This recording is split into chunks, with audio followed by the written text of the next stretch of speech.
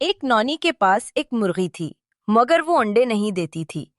नानी ने उसे जादुई दुआ खिलाई तो अचानक मुर्गी ने अंडे देना शुरू कर दिए। सैकड़ों अंडे रोज के। नानी अंडे बेचकर अमीर हो गई। लेकिन मसला ये हुआ कि मुर्गी ने अंडे देना बंद ही नहीं किया। पूरा घर, गलियां और गांव अंडों से भर गया। लोग चल भी नहीं सकते थे।